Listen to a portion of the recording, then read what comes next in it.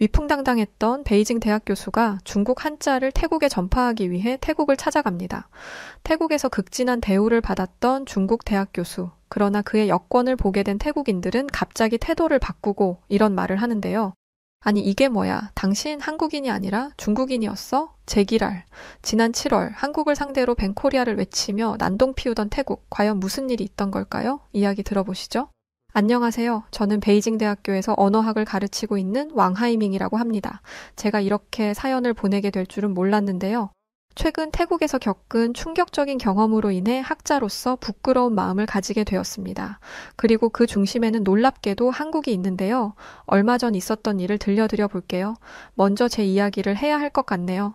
저는 20년간 중국 한자의 우수성을 연구해 왔습니다.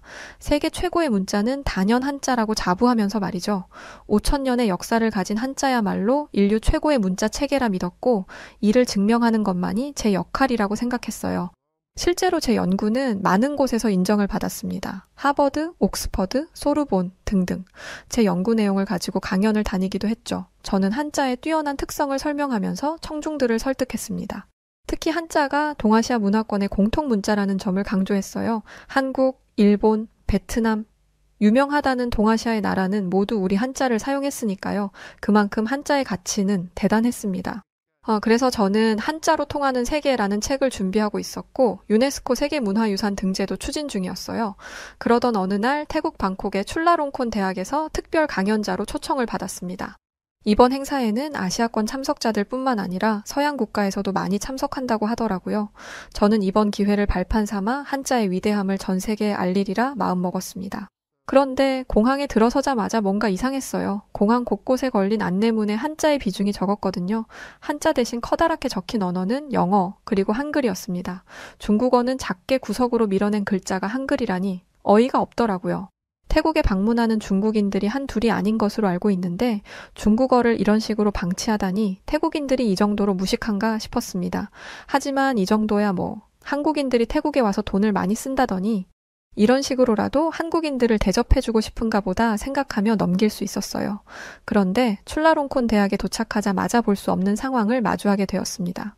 대학의 캠퍼스 입구부터 한글로 된 현수막이 걸려 있더라고요.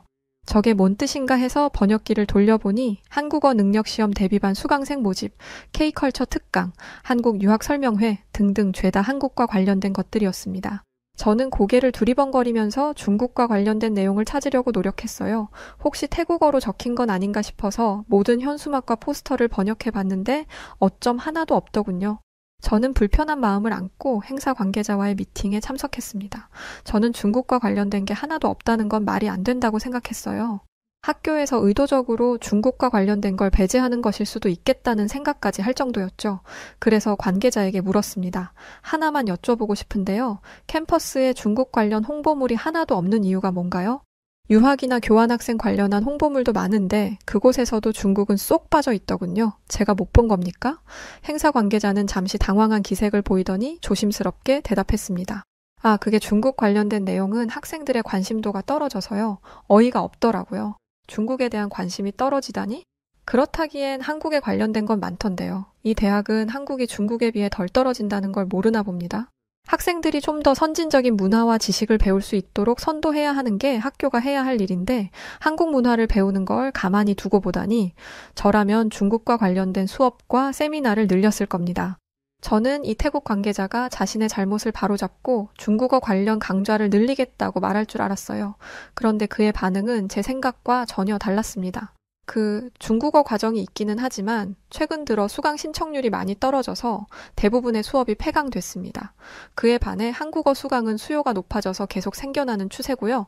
학생들이 원하지 않는 강좌는 개설할 수가 없습니다. 그리고 태국은 한글을 제2 외국어로 채택하고 있어서 한글 위주로 교육하는 게 맞습니다. 이 말을 듣는데 열이 확 받더라고요. 지금까지 중국어를 연구하면서 이런 모욕은 처음이었습니다. 당신은 지금 이 학교 학생들의 수준이 얼마나 낮은지를 보여주고 있는 거예요. 중국은 세계 제2의 경제대국입니다. 그리고 무려 5천년의 역사를 가진 문명국이고요. 그에 반해 한국은 겨우 수십 년 전까지만 해도 가난한 나라였죠. 어떤 나라가 더 우수한지 이렇게 말해줘도 모르겠어요? 관계자는 땀을 뻘뻘 흘리며 저에게 한국어를 가르칠 수밖에 없는 이유에 대해 말했지만 저는 듣지도 않고 나와 버렸습니다. 마음 같아서는 이딴 행사 때려치우고 나가고 싶었어요. 미팅 장소에서 나와 캠퍼스 한가운데로 갔는데 제가 평생 연구해온 한자는 찾아볼 수가 없었습니다. 대신 한글이 이곳을 점령하고 있었죠. 어떻게 강연을 끝냈는지도 모르겠어요. 기존에 약속된 내용대로 강연을 하지 않으면 위약금을 내야 한다는 조항이 아니었으면 뒤집어 엎었을 수도 있습니다.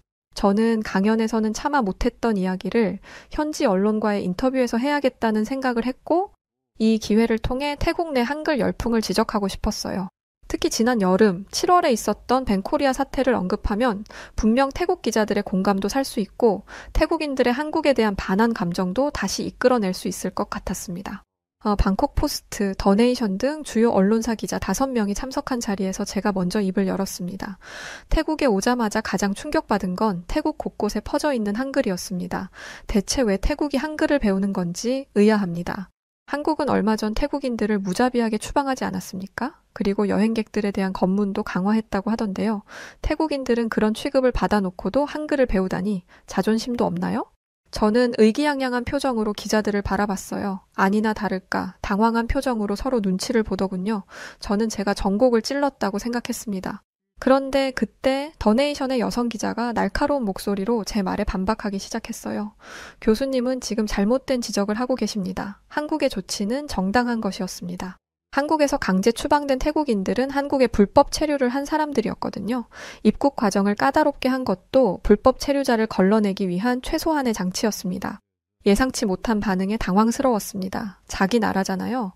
아무리 잘못했어도 내 나라를 이렇게 비판하다니 중국과는 전혀 다른 모습에 많이 놀랐습니다. 중국에서는 아무리 중국이 잘못했어도 중국 편을 드는 게 옳거든요. 여자 기자가 제 말에 반박하고 있을 때 다른 기자도 가세했습니다. 태국에서 벤코리아 운동이 있었던 건 한국의 이러한 조치를 잘못 이해한 태국인들 때문이었습니다. 지금은 모두가 잘못을 인정하고 있고 오히려 한국이 우리에게 얼마나 많은 기회를 주고 있었는지 알고 있어요. 한국은 합법적인 취업 기회도 많이 제공하고 있었습니다. 그게 바로 우리나라 청년들이 한국어를 배우는 이유죠. 정식 루트로 가면 얼마든지 다양한 기회를 누릴 수 있으니까요. 이런 얘기를 계속 듣고 있자니 불편한 마음만 커지더군요. 저는 목소리를 높여 말했습니다. 그런 이유라면 한국 말고도 다른 나라도 있을 텐데요. 예를 들면 중국이라든지 말입니다. 중국과 태국은 좋은 관계를 맺고 있잖아요. 태국이 한국 말고 중국에게 손을 내민다면 중국은 넓은 대국의 마음으로 태국을 받아줄 겁니다. 교수님, 벤코리아 당시 태국인들이 가장 후회한 게 어떤 건지 아세요? 우리 국방부 장관이 우리가 중국과 손잡으면 한국 따위는 아무것도 아니다 라고 말한 거예요.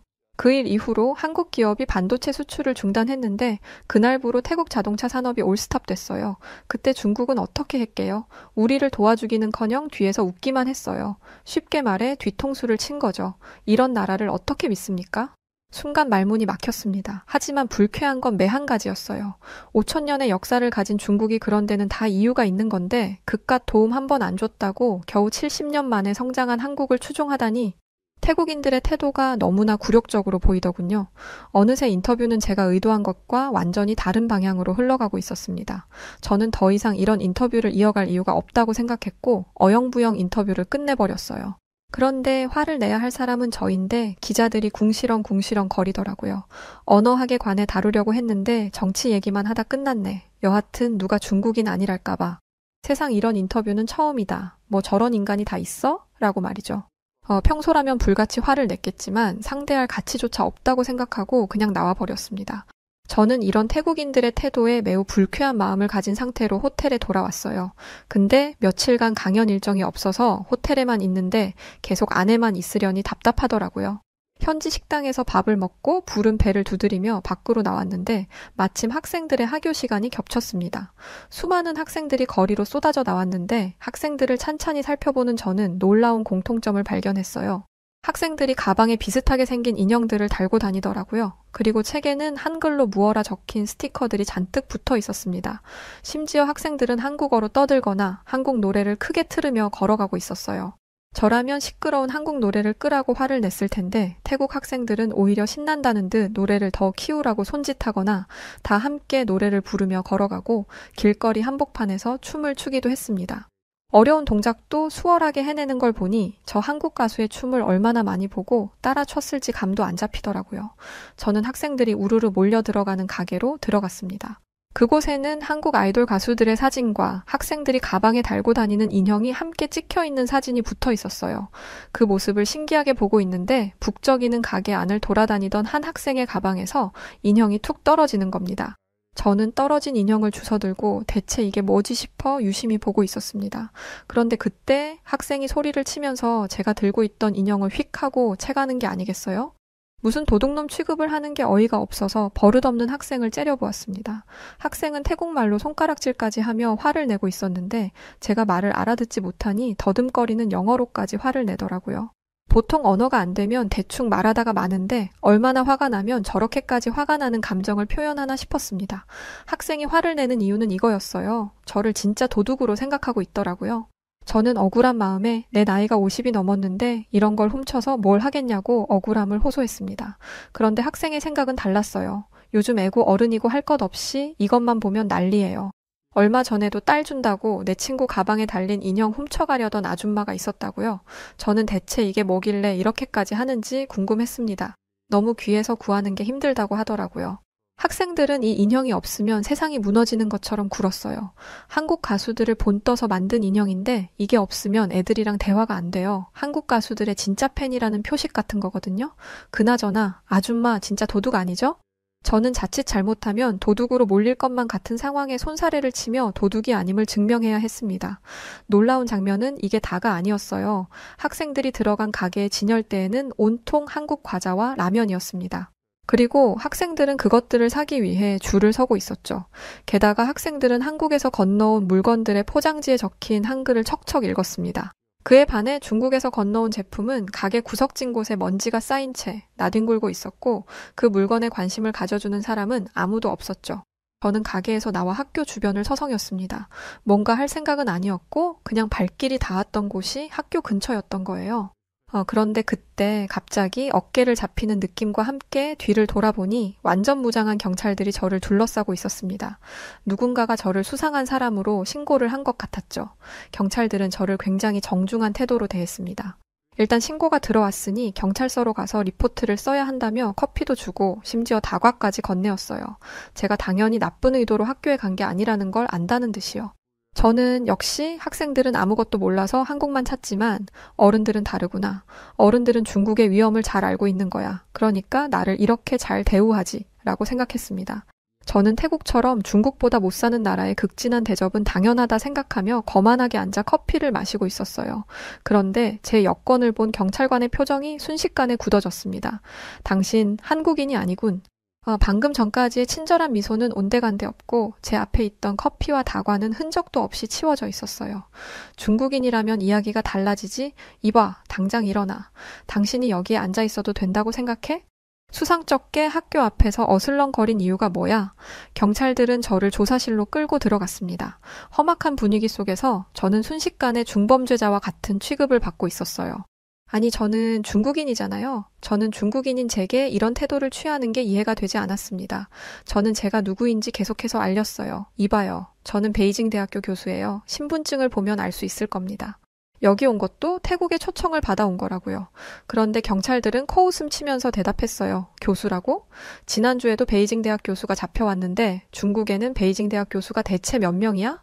제 얘기를 아예 못 믿더라고요. 그들은 학교 근처에서 뭘 한 건지, 왜 학생들을 미행했는지, 접촉한 학생은 없는지 계속해서 물었고 제 휴대전화를 가져가서 혹시 사진이라도 찍지 않았는지 샅샅이 훑어보기 시작했습니다. 저는 오랜 조사와 저를 초청한 주최 측의 도움으로 경찰서에서 빠져나올 수 있었어요. 그런데 태국 경찰들의 행동은 생각할수록 화가 났습니다. 한국인이라고 생각했을 때는 잘해주더니 갑자기 태도를 바꾼 게 말이죠. 저는 그들에게 정식으로 항의하겠다고 했어요. 이렇게 말하면 그들이 깜짝 놀라서 자신들의 잘못을 빌 줄 알았습니다. 그런데 그들은 오히려 코웃음을 치더라고요. 항의해봤자 똑같을걸요? 그럴만하니까 조사했겠지? 할 겁니다. 지난달에 우리 경찰서에 잡혀 들어온 중국인만 해도 10명이에요. 관광지에서 행패를 부리거나 위조 여권을 이용해서 사기를 치거나 불법 체류자 신분으로 범죄를 저지른 사람도 있었고요. 지난해에만 해도 중국인 범죄만 300건이 넘어요. 솔직히 깜짝 놀랐어요. 저는 해외에 나가는 중국인들의 수준이 꽤 높다고 생각했거든요.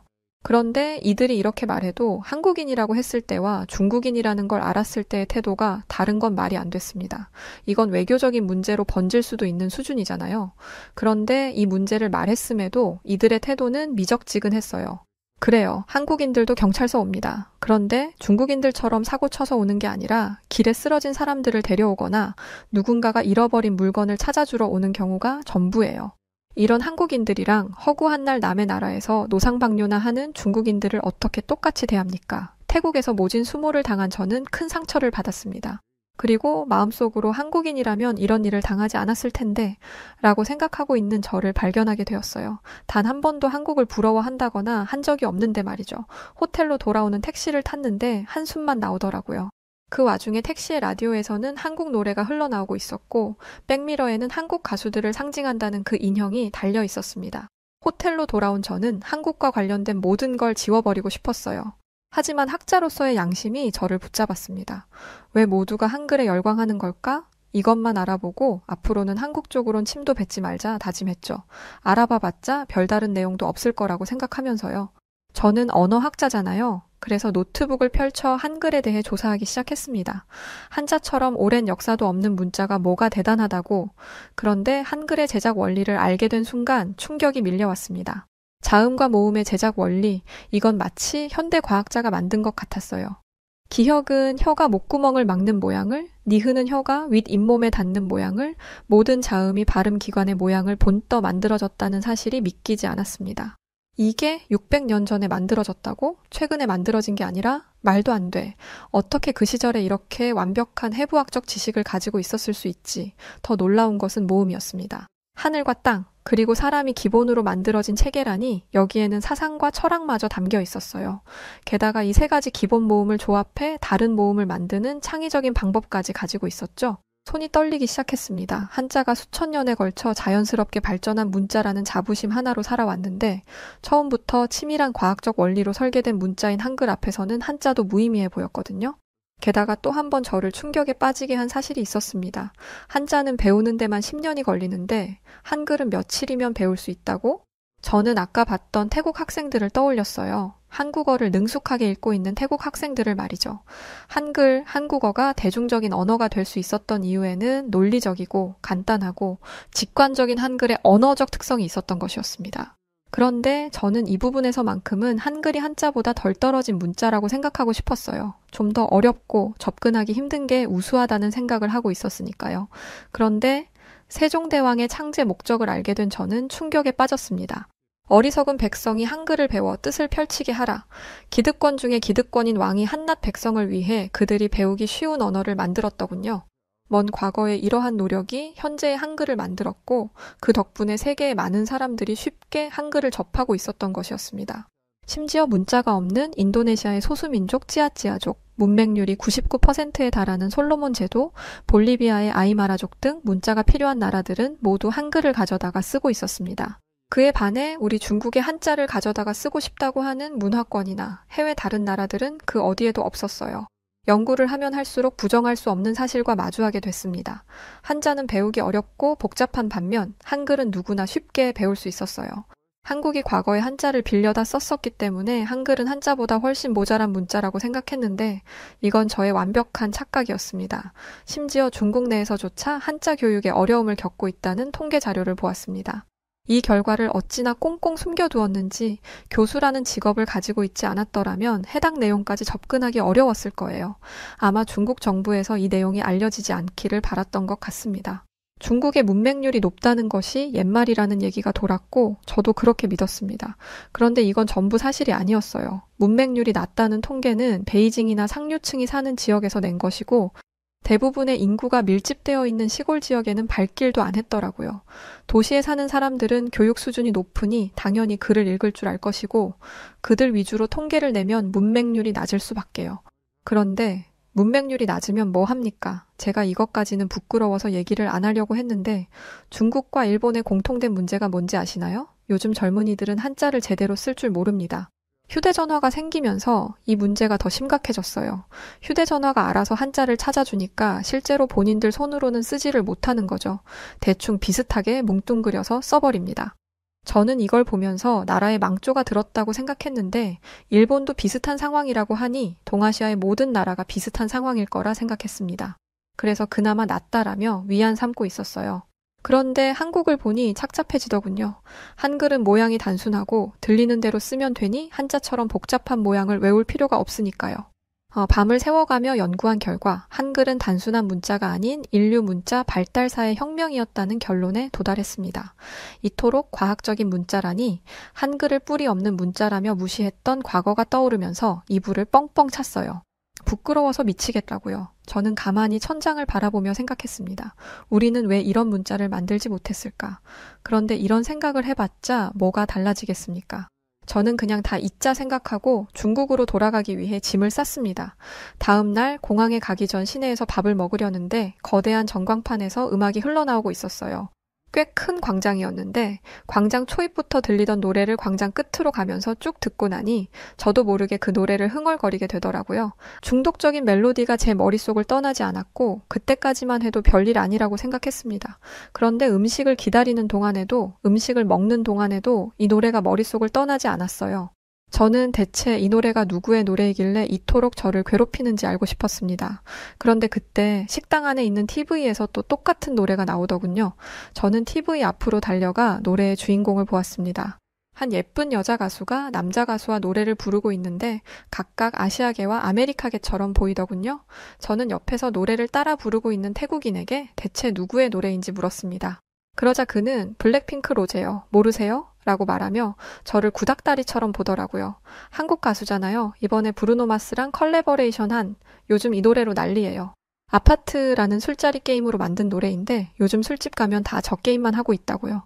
저는 아니 또 그놈의 한국이야? 다들 미쳤네. 라고 생각하며 거리로 나왔습니다. 다시 광장으로 터덜터덜 걸어갔는데 이번엔 그 광장에 수많은 젊은이들이 모여 있었어요. 그들은 갑자기 커다란 스피커를 설치하더니 노래를 틀고는 함께 춤을 추기 시작했습니다. 거대한 플래시몹의 현장이었죠. 노래는 한 곡이 아니었어요. 몇 곡이나 이어 붙여서 메들리로 춤을 추고 있었는데 길을 가는 사람들은 모두 열광하며 그들에게 박수를 쳐주었습니다. 그런데 놀라운 건 그들이 맞춰 춤을 추는 노래가 전부 한국 노래라는 것이었어요.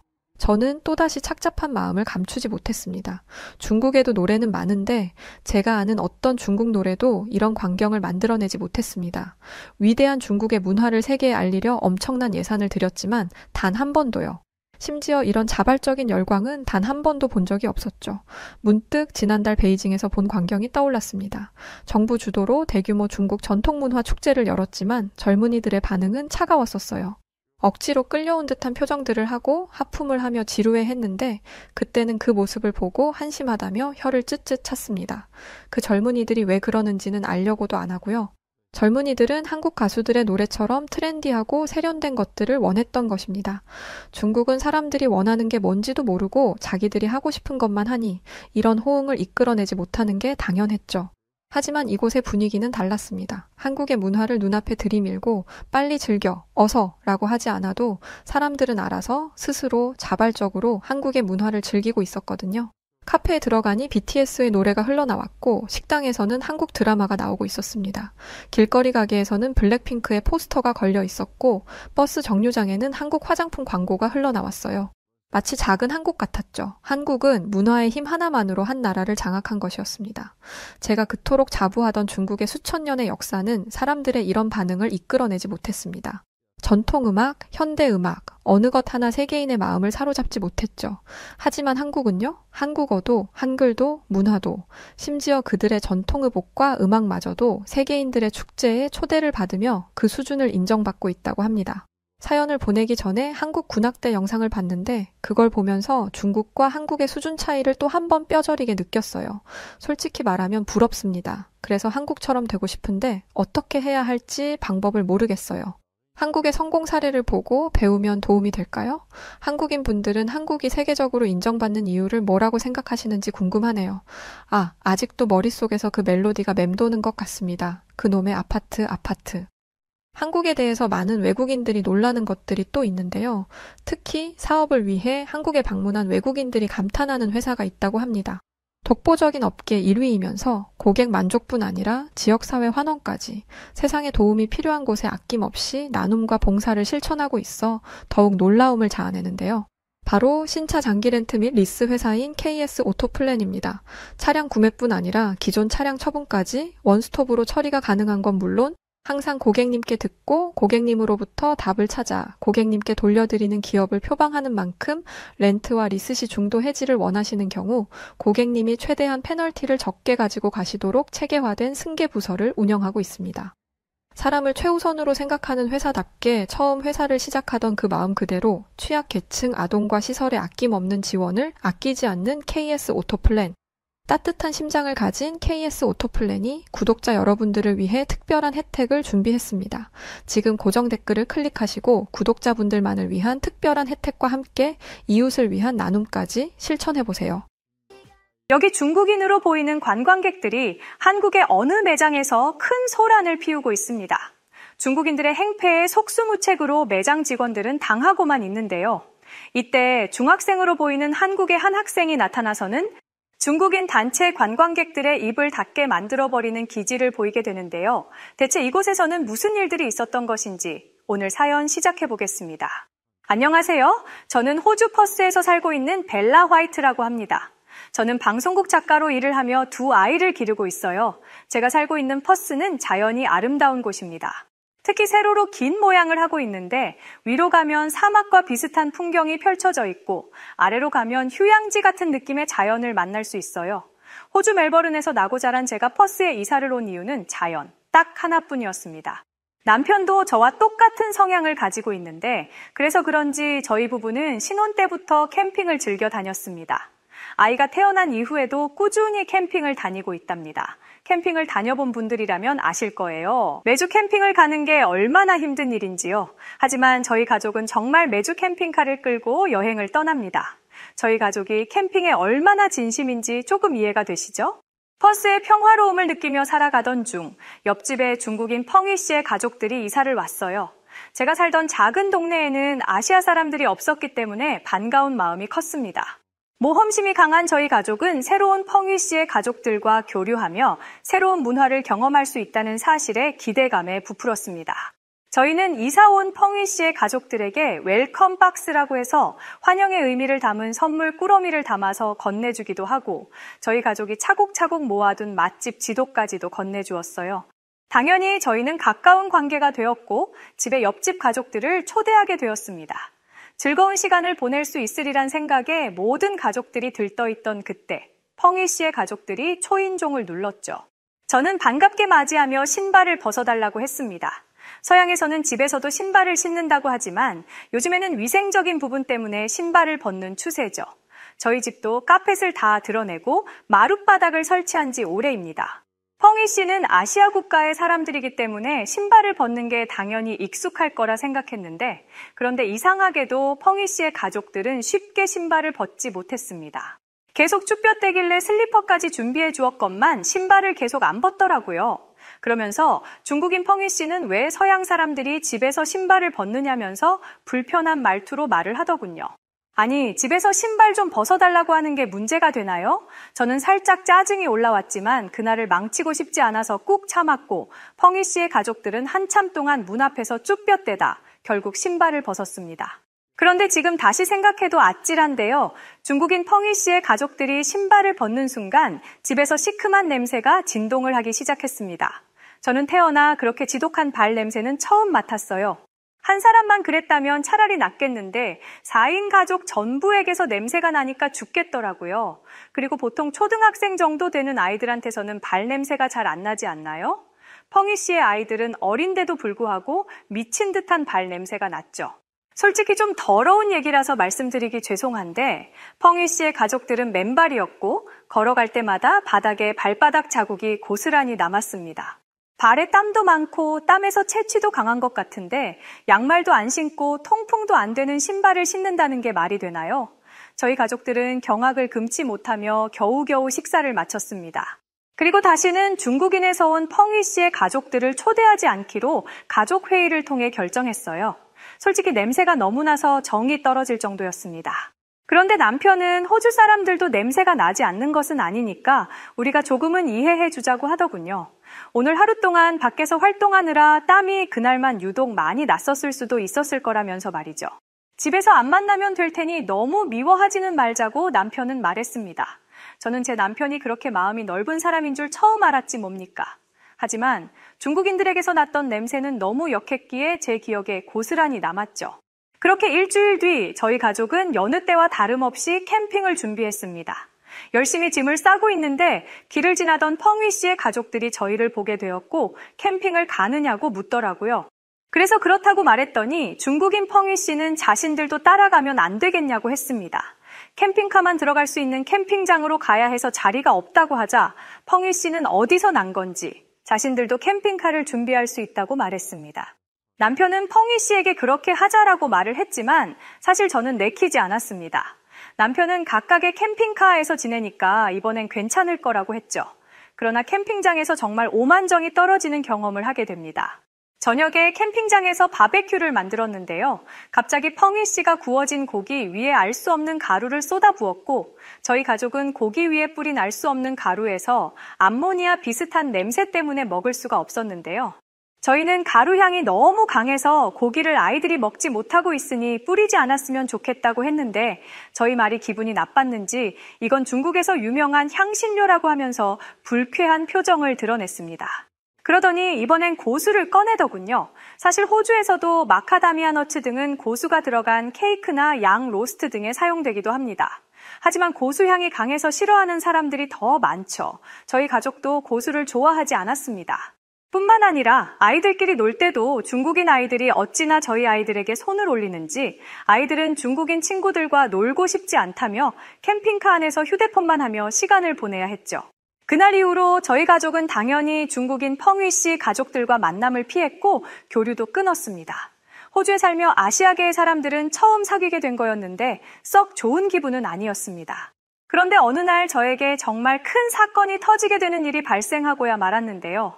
중국인 가족들과의 만남 이후로 아시아 쪽 사람들에게 좋은 생각이 없던 저에게 회사에서 믿기 힘든 출장령이 떨어졌기 때문이었죠. 제가 다니는 방송국의 교양국 국장님이 저에게 한국에 가서 다큐멘터리를 찍어오라고 하시더라고요. 한국은 중국 옆에 있는 나라잖아요. 중국인들에게 제대로 당해봤던 저는 한국이라고 다를 게 없다고 생각했습니다.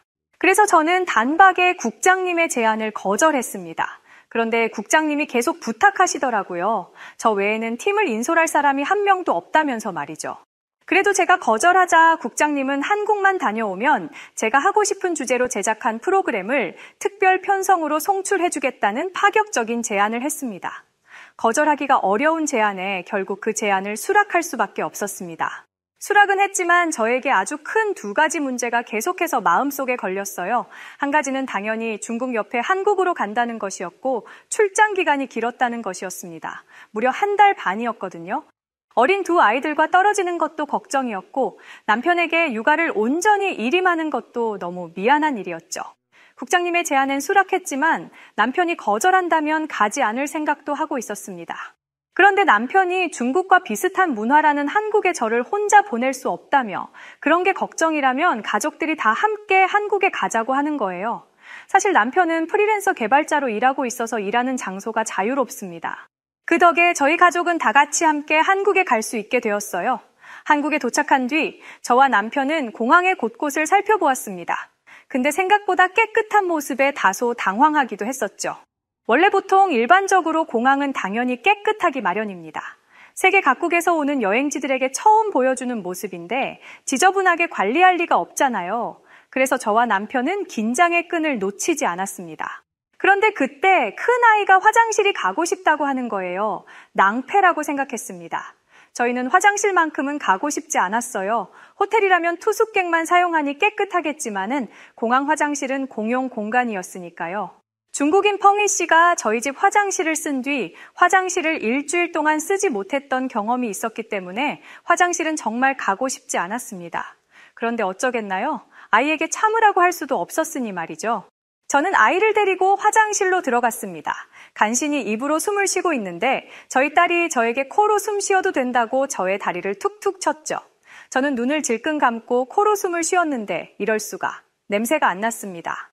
화장실인데도 불구하고 상쾌한 냄새가 나더라고요. 중국인들이 쓴 화장실에서 이상한 냄새가 나는 건 그 사람들의 식습관 때문이라는 기사를 봤었는데 자극적인 향신료를 많이 쓰다 보니 어쩔 수 없다는 것이죠. 그렇다 보니 한국인들도 비슷한 음식을 먹을 테니 냄새가 날 거라고 생각했는데 한국은 그러지 않았습니다. 계속 냄새 이야기를 제가 하는 이유는 이 냄새가 저에게 엄청난 트라우마가 되었었기 때문이에요. 사실 저는 호주인들이 쓰는 공용 화장실도 못 쓸 정도로 냄새에 예민하거든요. 여하튼 아이의 손을 씻기고 있는데 갑자기 어디선가 칙 하는 소리가 나더라고요.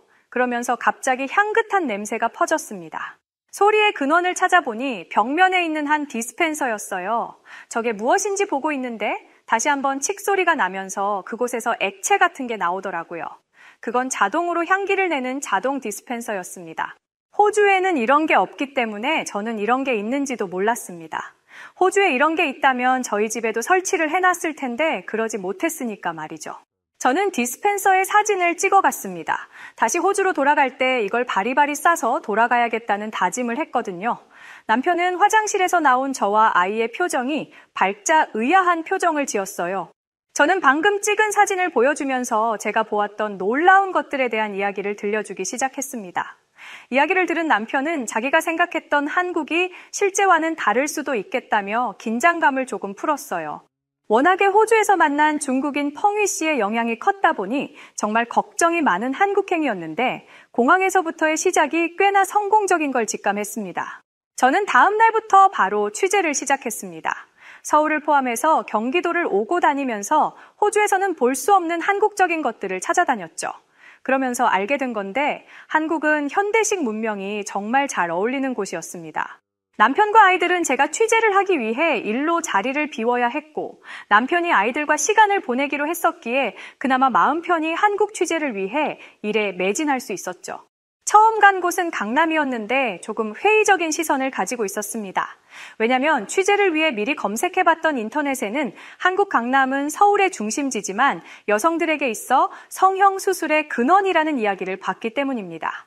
그곳에 가면 기괴하게 성형수술을 한 사람들이 공장에서 찍어낸 듯한 얼굴로 돌아다닐 줄 알았거든요. 하지만 도착해서 마주한 강남은 인터넷에 돌아다니는 그런 모습이 아니었습니다. 제가 상상했던 얼굴들은 온데간데 없고 각자의 개성을 가진 사람들이 돌아다녔습니다. 그리고 보통 직장인들이었어요. 점심시간에 밖으로 나온 직장인들이 삼삼오오 무리지어 다니는 것은 굉장히 평화로워 보였습니다. 또 강남의 높은 빌딩들은 건축 디자인적으로도 훌륭했고 건물의 외벽은 세련되었으며 거리도 매우 깨끗했습니다. 길게 쓰레기 하나 없고 껌 뱉은 자국도 없더라고요. 게다가 호주에서는 흔히 보이는 새똥도 없었습니다. 그런데 저와 팀원들을 정말 놀라게 했던 건 사실 따로 있었는데요. 이렇게 화려하고 웅장한 강남 도시의 불빛들은 대체 뭘로 밝히고 있냐는 것이었죠. 너무 신기했었는데 왜냐하면 길거리에 전선들이 보이지 않았기 때문입니다. 전기를 보내줄 전선들이 없는데 강남의 도시들은 화려한 불빛들이 도시를 감싸고 있었기에 저희는 이런 모든 내용들을 카메라에 담았습니다. 또 하나 신기하고 놀라웠던 건 바로 버스 정류장에서였습니다. 버스 정류장에서 놀랄 일이 뭐가 있느냐 한국인들은 의아해 하실 수 있으시겠지만 저는 개인적으로 이런 나라는 한국밖에 없을 거라고 생각해요. 일단 우리 호주에는 이런 게 없습니다. 그게 뭐냐면 다른 곳으로 넘어가기 위해 버스를 탔는데 버스 정류장에 있는 전광판에 몇 번 버스가 언제 오는지 표시되어 있더라고요. 한국어를 전혀 모르는 외국인인 제가 보자마자 이해할 수 있을 정도였으니 너무나도 편리했습니다. 게다가 버스 노선도 커다랗게 표시가 되어 있었는데 그것만 보고도 제가 어떤 버스를 어느 방향에서 타야 하는지 알 수 있었죠. 제가 살던 호주 버스 정류장에도 노선도가 있기는 하지만 대부분 낡아서 해져 있는 경우가 대부분이거든요. 심지어 한국인들의 모습에 저희는 카메라를 내려놓을 수가 없었는데요. 정류장에 버스가 줄지어 세 대가 정차했는데 당연하게도 대혼란스러운 일들이 벌어지지 않을까 생각했지만 전혀 다른 모습을 보여주었기 때문입니다. 버스가 천천히 멈춰서자 한국인들은 자신들이 타야 하는 버스 앞에 섰고 그 뒤로 질서 정연하게 줄을 섰는데 사실 이 모습에 저는 줄을 서는 라인이 그려져 있는 줄 알았어요. 그런데 그런 건 전혀 없었죠. 한국인들은 누군가가 하라고 한 적도 없는데 알아서 이런 규칙을 만들고 모두가 약속이라도 한 듯 지키고 있었던 것이었습니다. 저를 놀라게 한 건 이게 다가 아니었습니다. 저희는 관역버스라는 걸 탔는데 버스를 타니까 무슨 비행기에 오른 줄 알았죠. 그렇다 보니 버스 요금도 상당히 비쌀 것이라고 생각했습니다. 그런데 광역버스의 요금은 겨우 2,800원이었어요. 물론 시내버스보다 훨씬 저렴한 금액이었지만은 이 정도로 깨끗하고 편안한 좌석의 버스가 2,800원이라는 건 놀랄 만한 일이었습니다. 대중교통 요금이 비싼 호주버스에서 살아온 저로서는 믿을 수가 없는 금액이었어요. 광역버스와 시민들의 질서 정연한 모습 덕분에 저는 마음 편하게 취재를 할 수 있을 거라고 생각했습니다. 그런데 마음을 놓으니 사고가 나더라고요. 함께 간 방송사 팀원들과 함께 움직이는데 갑자기 막내 직원이 화들짝 놀라면서 촬영 장비를 잃어버렸다는 거예요. 평소 어리버리한 모습을 자주 보이던 친구였는데 드디어 일을 쳤다 싶었습니다. 어디서 잃어버린 거냐고 물어보았는데 이렇게 묻는 것도 무의미하다고 생각했어요. 촬영 장비가 한 2푼도 아니고 잃어버린 데를 찾아가더라도 못 찾을 게 분명했거든요. 그래도 0.1%의 희망을 가지고 가방을 두고 온 것 같다는 식당으로 향했습니다. 식당으로 가는 내내 걱정이 이만저만이 아니었습니다. 제 머릿속에서는 이미 카메라가 없을 때 시뮬레이션을 돌리고 있었어요. 저희는 식당에 들어갔습니다. 아니나 다를까 저희가 앉았던 자리에는 아무것도 없었죠. 당연히 누군가가 훔쳐갔다고 생각하고 망연자실한 채 밖으로 나오려던 그때 식당 주인이 빠른 걸음으로 저희에게 다가왔어요. 그러면서 카운터로 들어가더라고요. 카운터에서 나온 식당 직원이 저희에게 건네준 건 다름 아닌 저희가 잃어버렸다고 생각한 촬영 장비였습니다. 누군가가 가져가지 않게 보관해준 거였고 저는 식당 사장님과 직원분들의 호의에 감격했습니다. 하지만 저희 막내 팀원이었던 이 친구의 어리버리함은 여기서 끝낼 생각이 없었던 모양입니다. 얼마 지나지 않아서 자신의 지갑을 분실한 것 같다며 호들갑을 떨었기 때문이었죠. 이게 무슨 뚱딴지 같은 소리인가 싶어서 물으니 아까 촬영하면서 앉아있던 벤치에서는 분명히 있었는데 아무리 찾아도 없다는 거였죠. 이거야말로 잃어버렸을 거라고 생각했습니다. 식당 안이 아니라 밖에서 잃어버린 거니까요. 촬영하는 게 바빴던 저는 막내 스텝에게 그럼 알아서 찾아오라고 스태프를 보냈고 당연히 잃어버렸을 거라 생각하고 촬영에 매진했습니다. 그런데 멀리서 돌아오는 막내 스태프의 표정이 밝더라고요. 그리고 정말 놀랍게도 직원의 손에는 지갑이 들려 있었습니다. 대체 어디서 찾았냐고 물어봤더니 그냥 그 자리에 있었다고 하더라고요. 저희는 정말 깜짝 놀랐습니다. 지갑 안에 있던 돈이나 카드와 신분증들도 모두 그대로 있다고 하더군요. 이게 어떻게 있을 수 있는 일인가요? 아마 저희 호주에서는 있을 수 없는 일이었고 저희 호주뿐만 아니라 세계 어디를 가더라도 있을 수 없는 일이었을 겁니다. 이건 단순히 운이 좋았다라고 생각하기에는 어려운 일이었죠. 그래서 막내 스텝의 이런 일들까지도 우리는 카메라에 담았고 다큐 내용에 포함하여 넣었습니다. 한국에서 그렇게 신기하고 대단한 경험들을 하면서 했던 촬영을 마친 뒤 남편과 아이가 있는 숙소로 돌아갔습니다. 숙소로 돌아가니 아이들이 자고 있더군요. 우리 남편도 종일 아이들과 놀아주느라고 힘들었는지 소파에 앉아 잠이 들어 있었습니다. 그 모습을 보니 어찌나 미안하던지 혼났는데요. 이렇게 한국이 괜찮은 곳인 줄 알았다면 힘들게 여기까지 안 왔어도 됐을 텐데 말이죠. 남편은 제가 부스럭대는 소리에 깨고 말았고 남편은 저를 보더니 꼭 안아주고는 하루 종일 고생했다며 인사해주더군요. 그러면서 자고 있는 아이들을 보게 되었는데요. 저희 아이들의 체력은 어마어마하기 때문에 체력이 다 떨어지지 않으면 밤늦은 시간에도 잠에 들지 않습니다. 아이들을 재우기 위해서 매번 저희 부부가 얼마나 고생을 했는데 이렇게 잠에 들다니 저는 남편에게 어떻게 된 영문인지 물었어요. 남편에게 들어보니 오늘 키즈 카페라는 곳에 갔다고 하더라고요. 제가 살던 호주 퍼스에도 아이들이 놀 수 있는 키즈 카페가 있습니다. 그러나 규모가 크지 않고 놀 수 있는 공간이 한정적이다 보니 아이들이 금방 질려하기도 합니다. 그러나 남편에게 들었던 한국의 키즈 카페는 규모도 엄청나게 크고 다양한 놀이시설들로 꾸며져 있어 아이들이 시간 가는 줄도 모르고 놀았다고 하는데요. 키즈 카페에서 모래장난을 하거나 비눗방울 같은 것을 활용한 놀이를 하면서 재미있는 시간을 보냈다고 합니다. 심지어 한국 키즈 카페는 아이들만 있으면 위험할 수 있으니 아이들과 함께 활동하는 선생님들이 배치되어 있었고, 선생님들은 아이들의 발달에 맞는 다양한 놀이로 카페에 있는 아이들을 케어해 주었다고 했습니다. 이 얼마나 대단한 모습들인가요? 저희 호주에서는 절대 상상조차 할 수 없는 일들입니다. 중국인 가족 펑이 씨 때문에 아시아 국가라면 모두가 냄새가 나거나 불편한 일들이 생길 거라고 생각했는데 한국은 전혀 예상 밖이었죠. 이후에도 저는 열심히 촬영 일을 하면서도 남편 아이들과 함께 틈틈이 시간을 보냈는데요. 이런 일도 있었습니다. 한국의 한강을 갔다가 63빌딩을 올라가게 되었고 그곳에서 한국의 야경을 보게 되었습니다. 제가 있던 호주는 그리 큰 도시가 아니에요. 도시적인 분위기기보다는 잔잔하고 평화로운 분위기이죠. 당연히 63빌딩처럼 높은 빌딩은 없다 보니 야경을 즐길 만한 타워가 없습니다. 그런데 사실 있어도 무의미하죠. 야경으로 볼 만한 빌딩들이 없으니까요. 그런데 63빌딩에서 본 한국의 밤은 반짝반짝 화려함 그 자체였습니다. 저희에게 생소한 모습을 보면서 저희 가족은 한국이 얼마나 발전한 나라인지 알게 되었어요. 또한 서울이 전 세계에서 손꼽히는 도시가 된 이유도 알았고요. 그렇게 매일매일 바쁜 일정을 소화하다가 오랜만에 여유가 생겼습니다. 여유가 생기면 당연히 캠핑을 가야죠. 아시다시피 저희 가족들은 캠핑을 무척이나 좋아했던 가족이었으니까요. 타국에서의 캠핑도 매력 있을 거라고 생각했기에 당연히 남편도 저도 누가 뭘 할 것 없이 캠핑을 계획하게 되었습니다. 그런데 그때 저희들의 이야기를 들었던 호텔 직원이 저에게 다가와 한국에는 글램핑이라는 문화가 있으니 이용해보라고 권했죠. 호텔 직원은 글램핑은 캠핑의 한 종류라고 말하며 다 준비되어 있으니 몸만 가면 된다고도 했는데요.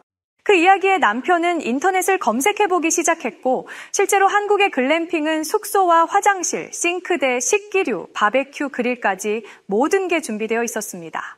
그냥 저희가 가서 먹고 마실 음식 재료들만 준비하면 그만이었죠. 너무 기분 좋았습니다. 이런 게 가능하다니 대체 한국에서 불편할 수 있는 일들이 있다면 무엇이 있단 말인가요? 외국에서 왔던 저희들 입장에선 너무나 만족이었습니다. 도착한 글램핑장의 모습은 굉장히 이색적이었습니다. 커다란 텐트들이 열에 맞추어 준비되어 있었고 지퍼를 열고 안으로 들어서자 정말 호텔 숙소에라도 온 것과 같은 시설들이 멋지게 꾸며져 있었습니다. 이런 글램핑장에서 저희를 정말 놀라게 했던 것이 하나 있었는데 글램핑장 사장님께서 외국에서 왔던 저희들에게 유창한 영어로 설명하는 모습과 텐트 안에서 따뜻한 온기가 느껴질 수 있는 난방 시스템과 냉방 시스템이 있었기 때문이었죠. 이런 모든 게 다 준비되어 있는 시설이었음에도 숙박 이용료만 내면 모든 게 모두 무료였다는 것도 정말 놀라웠습니다. 그날 밤 글램핑장 사장님은 먼 곳에서 왔다는 게 고마웠는지 한국의 흑돼지라는 삼겹살을 가지고 오셨는데요. 치익하는 소리와 함께 고기가 익기 시작했습니다. 사장님께서 준비해 주신 한국의 흑돼지 삼겹살은 정말 그 맛이 고소했고 풍미가 깊었는데요. 정말 태어나 이렇게 맛있는 바베큐를 처음 먹어본 것 같았죠. 너무나 맛있었습니다. 그런데요. 이날 저에게 신세계였던 음식은 사장님이 구워주신 노란 고구마와 한국의 전통 음식인 김치의 조합이었습니다. 노랗게 익은 고구마 위로 김치를 얹어주셔서 먹게 되었는데 난생 처음 느껴보는 맛에 황홀했습니다. 어둠이 짙게 내린 밤, 아이들도 잠이 들고 남편과 저는 글램핑 텐트 거실에 앉아 커피를 마시며 한국의 밤을 보며 대화를 나누었습니다. 회사에서 다큐멘터리 촬영 때문에 한국에 가라고 했을 때 정말 죽기보다 싫었는데 지금 와서 생각해보면 내가 왜 그런 어리석은 생각을 했을까? 후회도 되면서 만약 한국을 이렇게 오지 못했었다면 내 평생에 한국이라는 나라를 경험하고 알 수 있었을까? 라는 이야기를 남편에게 건넸죠. 저의 이야기를 들은 남편은 자신도 마찬가지라며 한국은 정말 나이스한 멋진 국가라며 미소 지어 주었습니다. 이제 촬영 일정도 모두 마무리되고 한국을 떠나야 하는 날이 얼마 남지 않았었습니다. 저는 남편에게 한국에 처음 왔을 때 한국 화장실에서 봤던 디스펜서를 사가야 한다고 사러 가자고 했는데요. 인터넷으로 찾아보니 한국에는 다이소라는 매장이 있는데 이곳에 가면 제가 사려고 했던 디스펜서를 살 수 있다는 글을 보게 되었고 저희 가족은 다이소로 향했습니다. 한국의 다이소에는 정말 없는 게 없을 정도로 모든 생활 물품들이 진열되어 있었는데요. 정말 놀랍게도 이곳에서 판매되는 제품들은 퀄리티가 좋은데 가격마저 매우 저렴해서 가격 부담 없이 오기 정말 좋은 곳이구나 했습니다. 그런데 갑자기 다이소 안에 시끌벅적해지게 되는 사건이 생기고 말았었는데요. 바로 중국인 관광객들이 단체로 들어와 소란을 피웠었기 때문이었죠. 그 중국인들은 사지도 않을 물건들을 손으로 집었다 내려놨다 하기도 하고 물건들을 막 흔들기도 하다가 바닥에 떨어뜨리면서 다이소에 진열되어 있던 물품이 파손되는 일이 벌어졌었는데요.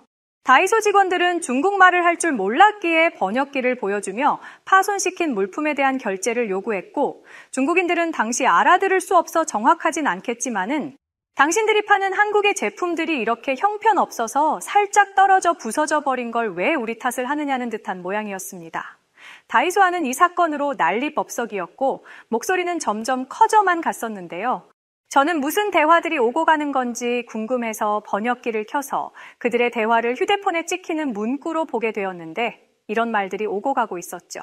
한 중국인은 한국에서 만든 제품들이 그럼 그렇지라면서 이런 걸 돈 받고 팔고 있는 이 가게도 참 문제라면서 우리는 절대 그 파손된 물품에 대한 비용을 지불할 생각이 없으니 경찰을 부르든 마음대로 하라며 말하고 있었습니다.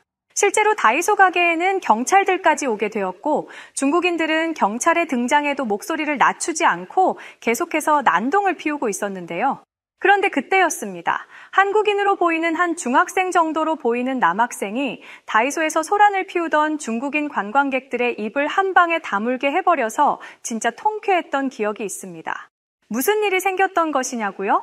그 한국인 중학생은 난동을 피우던 중국인들에게 슬그머니 다가가더니 카운터 계산대에 올려져 있던 부서진 물품을 조용히 보고는 그 부서진 물건을 들고 중국인 관광객의 눈앞에 들이밀더니 이랬던 것이죠. 바로 메이드 인 차이나라고 외쳤던 건데요. 한국 학생의 단호하고 짤막했던 외침은 다이소 안을 순간적으로 조용하게 만들었죠. 중국인 관광객들이 당황하며 주춤하자 경찰들은 관광객들을 밖으로 모두 밀어내며 내보냈고 고요하던 다이소 안은 다이소 직원의 터지는 폭소의 웃음바다가 되었었는데요. 저는 당시 한국인도 아니었지만 한국인 중학생의 기지에 통쾌함을 느낄 수 있었습니다. 같은 아시아 국가지만 이렇게 의식이 다를 수 있는 것이구나라는 걸 경험할 수 있었던 순간이었습니다. 우리 가족과 촬영팀은 길다면 길었고 짧다면 짧았던 한 달 반이라는 시간을 모두 보내고 다시 호주로 돌아갔습니다. 호주로 돌아가는 비행기 안에서도 지난 한국에서의 기억들을 회상하며 이야기했는데요. 최근 저희 호주에서 호주 최초로 세계 최고 무대라는 영국 프리미어리그 빅클럽의 사령탑으로 감독이 되었던 엔지 포스테코글루 감독의 이야기가 굉장히 핫했습니다. 한 번은 호주 방송사에서 엔지 포스테코글루 감독과 전화 인터뷰를 했던 적이 있었는데 빅클럽을 가서 뭐가 가장 놀라웠냐는 질문에 포스테코글루 감독은 지금 토트넘의 주장을 맡고 있는 캡틴 손흥민 선수 이야기를 꺼냈죠. 그러면서 그는 겸손하고 지략적이며 매우 뛰어난 인품을 가지고 있는 적이 없는 세계 유일한 선수라며 극찬했던 적이 있었는데요. 제가 경험했던 한국에서 나고 자란 선수였다면 그 이야기가 납득되는 순간이었습니다. 한국은 정말 모든 사람들이 친절했고 저희가 감히 그 어느 나라에서도 경험할 수 없는 일들을 실제로 경험할 수 있게 해준 유일한 나라였으니까요. 이후에 제가 원하는 주제로 특별 편성을 해주겠다고 하신 국장님의 약속대로 저는 새로운 방송을 기획하고 있는데요. 한국에서의 경험이 너무 강렬했어서 집중을 잘 못하고 있는 상황입니다. 현재는 남편과 함께 일이 아닌 온전한 여행으로 한국을 다시 한번 가기로 했고요. 다시 가는 한국에서는 어떤 일들을 만나게 될지 아직 갈 날이 많이 남았는데 벌써부터 기대가 됩니다. 좋은 기억을 남겨준 한국에게 고맙습니다. 자, 오늘 사연은 이렇게 여기까지입니다. 오늘은 언니가 대신 읽어드렸는데 오늘 사연 어떻게 들으셨나요? 늘 저희 여우튜브를 아껴주시는 모든 구독자분들 정말 감사드리고요. 더 좋은 내용과 사연들로 찾아뵙겠습니다. 구독과 좋아요, 알림 설정 부탁드리고 그럼 지금까지 사연을 읽어드리는 여우튜브 송은지였음이 아니네요. 저와 친한 언니였습니다. 끝까지 시청해주신 우리 구독자분들 모두 감사드립니다. 고맙습니다.